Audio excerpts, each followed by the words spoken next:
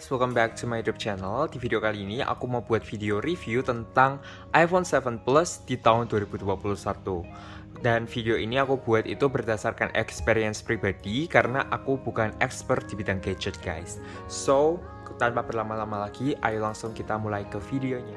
Nah, video ini tuh cocok banget buat kalian yang mungkin kepikiran pengen pakai iPhone 7 Plus nih di tahun 2021 karena harganya mungkin sekarang itu udah menyentuh 4 jutaan. Dan bagaimana sih kualitasnya dibandingin dengan Android seharga 4 jutaan juga. Yang pertama, ini tuh iPhone 7 Plus-nya, ini tuh aku yang ukuran 128GB. Jadi ini ukuran yang paling besar waktu itu, dan ini adalah warna andalan mereka waktu itu adalah warna jet black. As you can see, ini adalah warna paling cakep menurut aku di antara warna-warna iPhone 7 pada zaman itu. Nah, di box itu tuh dia tuh masih kinda kayak biasa aja. Boxnya tuh kayak hitam gini polos, biasa aja. Ini keterangan kayak 128GB, iPhone 7 Plus, ada iPhone 7 Plus, ada dapat earpods, ada lightning cable, sama ada colokannya juga. Terus di sini ada kayak keterangan ini adalah warna jet black. Ya, warna jet black. Untuk box ini mungkin aku nggak bakal review banyak karena aksesorisnya tuh udah pada hilang, guys. Tapi aku bakal tunjukin aja. Kayak ini tuh seharusnya ada kayak semacam buat earpods, terus di sini ada kayak colokan sama ada kabelnya. Sama di sini ada kayak buat yang narik-narik gitu, kayak colokannya gitu.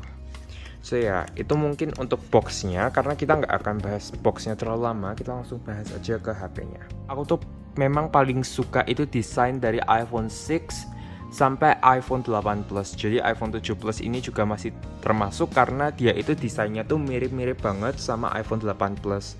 Dimana dia tuh mempunyai bobot yang cukup standar, kayak bener-bener pas bobotnya. Terus kemudian dia tuh masih dilengkapi Touch ID. Mengingat sekarang itu kan lagi zaman corona juga, jadi itu kayak super apa ya namanya, istilahnya itu kayak bener-bener masih bisa dipakai gitu kan. Karena kalau kalian pakai iPhone XR, iPhone X ke atas itu dia udah pakai Face ID. Jadi kalau kalian pakai masker itu tuh kadang-kadang tuh kayak susah dibaca gitu, guys. Dan aku aja ini juga pakai Samsung Note 20 Ultra. Itu aja tuh kalau aku nggak pakai masker pun tetap kadang-kadang tuh error gitu. Jadi aku masih sering pakai Touch ID dari layar HP ini. Jadi menurut aku Touch ID ini lebih kepake daripada Face ID. Nah, untuk desain aku memang cenderung lebih suka dari iPhone 7 Plus ini karena dia itu masih ada Touch ID tadi. Dan di sini itu ada kurang fokus.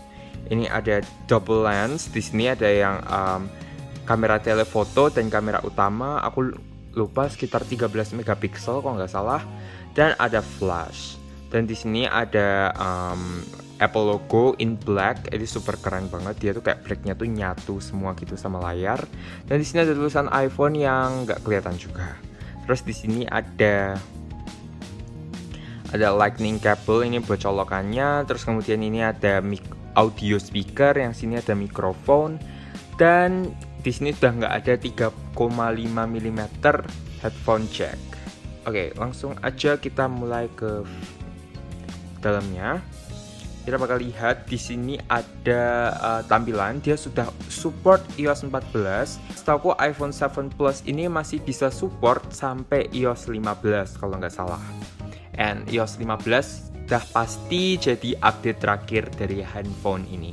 Dan di sini sudah aku install beberapa aplikasi yang mungkin bakal jadi review utama kita hari ini. Nah, sehari-hari itu aku tuh cuma biasa tuh kayak mahasiswa doang, jadi aku cuma butuh ini tuh sebagai chat dan cuma buat sosial media and mungkin kayak game semacam Mobile Legends gitu. Dan kalau menurut aku untuk aplikasi-aplikasi seperti itu tuh kayak masih aman-aman aja karena aku tuh juga tergolong yang suka banget kayak megang HP setiap saat gitu buat kayak main sosial media, main game gitu. Jadi dia tuh masih aman banget dan dia tuh masih kayak super smooth.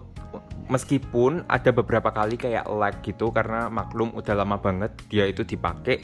Jadi ini masih kayak wajar-wajar aja gitu, guys. Kita bahas dulu mengenai kameranya, karena kamera itu adalah sektor yang paling penting menurut aku di setiap video unboxing aku, karena aku pun kalau mau beli HP itu pasti ngelihat sektor kameranya dulu.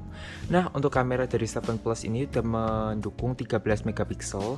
Ini kameranya cukup bagus banget buat iPhone, karena iPhone itu megapikselnya kecil, dia itu tetap bagus banget kualitasnya guys.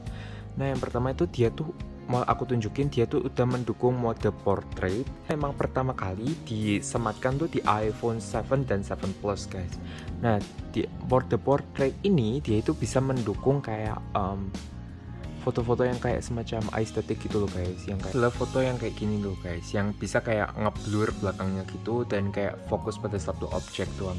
Menurut penting banget buat kayak foto-foto, apalagi kalau kalian suka fotografer, karena dia tuh kayak kelihatan lebih aesthetic, lebih kayak lebih dramatis gitu guys. Dan yang aku paling suka, dia itu kayak warnanya tuh tonnya tuh nggak lebay, dia tuh tonnya tuh bener-bener kayak natural gitu, kayak bener-bener ciri khas iPhone banget. Dan ini kalian bisa lihat kayak kualitas foto dan gambarnya itu bener-bener super bagus banget. Nah, selain itu dia itu juga udah support kayak telephoto zoom. Ini bisa zoom sampai 2 kali kayak gini, tapi belum ada lensa ultra wide kayak seperti sekarang. Nah, dia tuh juga sudah support live photo, ada HDR, dan ada timer dan flash seperti biasa ya. Nah, di sini juga video dia sudah support Full HD dengan frame rate 60 fps, yang menurut aku ini super smooth banget buat taking video. Tadi aku juga sempat taking video dari HP ini, dan menurut aku dia masih relevan banget buat dipakai. Untuk kualitas slow mo kita coba. Oke, agak blur ya, kayak kameranya tuh sedikit blur. Oke, untuk slow mo dia itu masih smooth banget buat dipakai, jadi ini masih aman banget buat dipakai guys. So ya, untuk sektor kamera mungkin itu. Dan ini tuh HP yang udah dilengkapi dengan 3 GB RAM. Jadi untuk menjalankan aplikasi-aplikasi untuk sekarang itu masih lancar-lancar aja, karena seingat aku iPhone SE itu juga masih pakai 3 GB RAM guys. Kita coba bagian yang paling membedakan dari Android ya. Meskipun aku pakai Note 20 Ultra, itu pun nggak menjamin kualitas IG Story lebih bagus daripada pakai iPhone. Dimana aku lebih sering pakai IG Story itu pakai iPhone 7 Plus ini, karena dia itu masih kelihatan smooth khas Apple banget. Nah, kita bisa coba nih kualitas dari IG Story-nya. Ini langsung di record dari iPhone nih, kalian bisa lihat tanpa lag. Dia kayak benar-benar smooth banget buat zoom, maju mundur maksudnya. Ini kalian bisa lihat. Nah, kualitasnya tuh khas iPhone banget. Dan saat diupload pun dia nggak bakal pecah kualitasnya. Selain itu, yang membedakan juga itu dari bumerangnya. Bumerangnya itu juga beda banget pastinya. Nih, kayak pantulannya itu lebih smooth gitu guys, kalian bisa lihat.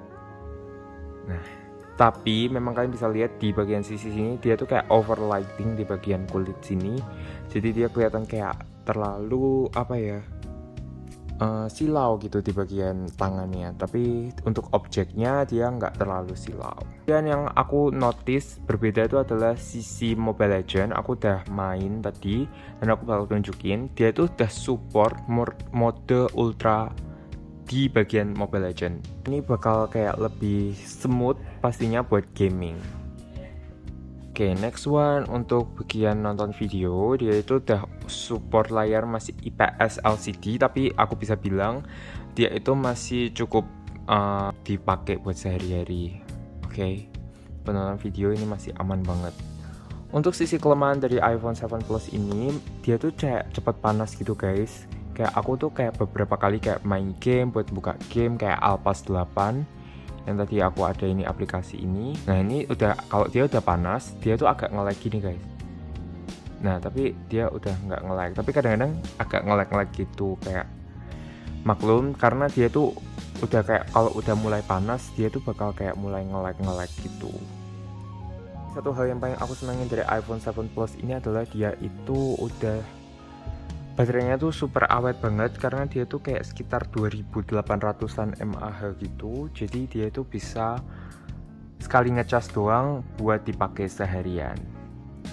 Itu sih yang menurut aku kayak penting, poin-poin penting kalau kalian pakai buat kayak sehari-hari. Tapi aku nggak bisa saranin kalian buat kalau kalian mau pakai kayak lebih intens kayak buat heavy games kayak PUBG, Genshin Impact atau apa, mending kalian ngambil kayak sekelas 10R atau 8 plus I think.